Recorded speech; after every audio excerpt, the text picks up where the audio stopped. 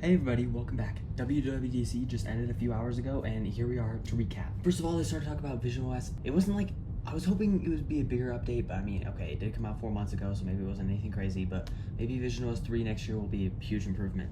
They came out with new ways to show displays, and you can now flick your wrist if you want to see the time or your home bar notifications and whatnot, and to bring up the home screen just by a flick of a wrist. Apparently there's mouse support. I didn't hear them talk about that in the keynote, but I was hearing people rumbling about that afterwards. Then they went on to iOS, which is a pretty substantial update if you ask me. First of all, the control center, it has a redesign. It's not like major redesign, so it looks pretty like similar, but now you can make controls in control center bigger, smaller, whatnot. Also the little icons, the camera and the flashlight icons, you can mix up to be a shortcut if you want it to be. In messages, we're obviously getting RCS, but now the tap backs, you can do any emoji you want now. We're also, one of the AI features, we're getting literally, you can make an emoji out of AI, which is pretty cool, which that one was kind of rumored. You could also edit messages so they can send, oh, I want to send this first thing tomorrow morning, but I don't want to forget. You could edit it to send tomorrow morning. Add text messages now, that's pretty convenient. App icons have a little bit of a redesign. When you're in dark mode, they can go dark or light. There's a bit of a customization. I'm not sure exactly how it'll be. It'll be interesting once the developer beta is released and people are looking at it to see how all the customization looks, but from what I can see, there's dark and light mode for the icons. You can edit a little bit, just the backgrounds, whatnot.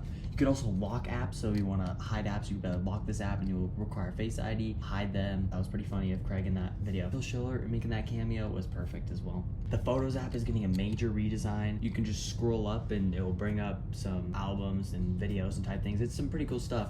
They talked a lot about like some AI stuff and how you can create like, oh, make basically a movie out of these photos and whatnot. It's a whole thing. It'll be interesting to try out. Also, back to messages, you can actually send messages via satellite, which I think my 2 years of satellite connectivity ended this year since I've owned the phone for 2 years, but I won't even be here for the next 2 years anyway, so it won't matter. Mail actually got a little bit of a redesign, which maybe you can get more people to hop on that mail train. I like the default mail app. Unlike some people, I think it's pretty useful. There's also a dedicated passwords app now, so instead of the passwords being in settings, it's just an app now. You can open it. I think it'll do your Face ID and you can see all of it. There's also a game mode now, just like on Mac, so I'm sure that's like a toggle you can turn on, and then it like makes it so the frame rate gets improved and whatnot. It mutes background tasks and everything to make sure your game is at the full performance and everything. One of my favorite features is actually the one where you can just airdrop Apple Pay payments. Not a lot of people use Apple Pay. I feel like Venmo is much bigger, but I personally love Apple Pay because it's just messages and I can send money through messages.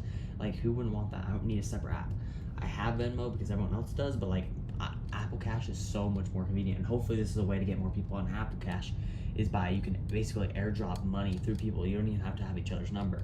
And then with AirPods, the best feature is definitely the yes or no. So you can have AirPods in. Siri's like, someone is calling, do you want to answer it? You could be like, yes or no, and it will do it for you. You can track that and be like, oh, he's saying no, he's saying yes, which is really convenient, so you don't always have to say, hey Siri, answer the phone, hey Siri, hang up the phone. Moving over to macOS, I think one of the best features definitely is the iPhone mirroring. You could mirror your iPhone off of your Mac, and you can use your apps on your phone like normal, is what I can see, even if your phone's in a different room or whatnot, and your phone stays off.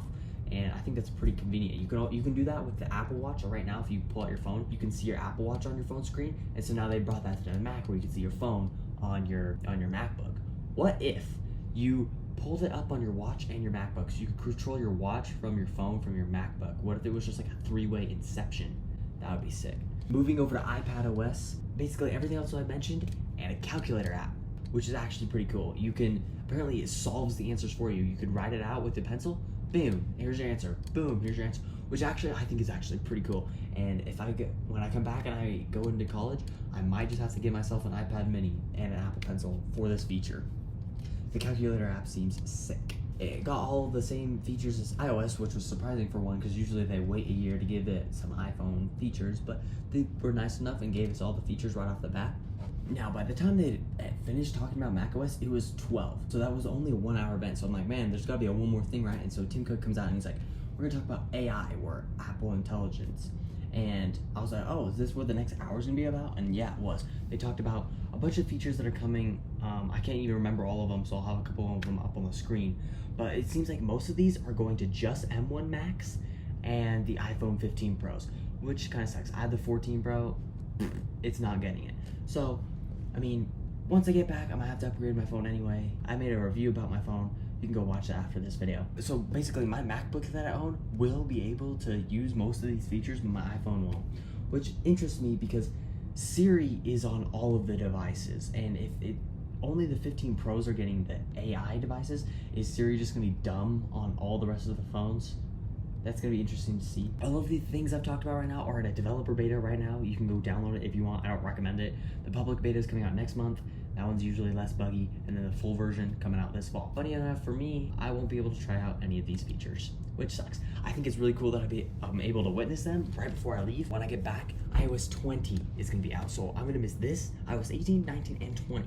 So when I get back, I'm gonna have basically an entirely new iPhone. I'm gonna be like, what is this, and this? It's gonna be totally different for me, I'm sure. So maybe if iOS 19 and 20 aren't that crazy, then maybe my phone will be normal, but I feel like I'm gonna get so lost when I'm trying to use my iPhone again, which is funny. If I really wanted to try these features, I would have to download the developer beta, because at this point I'm leaving in 20 days, so I'm gonna miss all of it. But I don't want to download the developer beta on my phone right now, because then I'm never gonna not be able to update it, because I'm gonna have to shut my phone off for 2 years, because I'm not having my iPhone for the next 2 years. So it's gonna be shut off in a cardboard box somewhere until I get back. So I don't want to have it on a stupid beta. So we're gonna leave it on iOS 17. I won't be able to try out iOS 18 like I would really hope to. If I had a secondary phone, I probably would, but I don't have any that runs the latest version. The latest phone I have is an iPhone 8. Speaking of support, all of the devices that support iOS 17 support iOS 18. I think that's the same with the iPads as well.